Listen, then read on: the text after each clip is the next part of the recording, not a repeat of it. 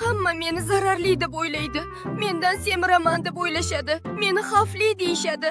Lekin haqiqiy meni bilishmaydi. Men bu mayonez degan ablahni yo'qotdim.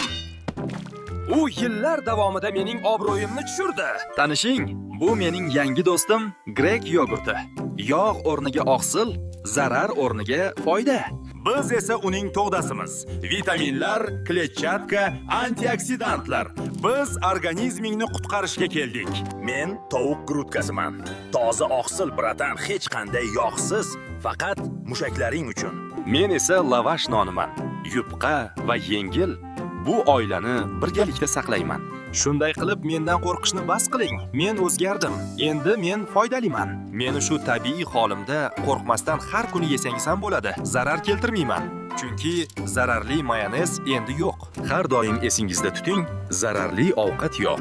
Zararli mahsulotlar bor. Agar shu zararli mahsulotlarni foydalisiga almashtirsak, xohlagan ovqatni mazza qilib yesak bo'ladi.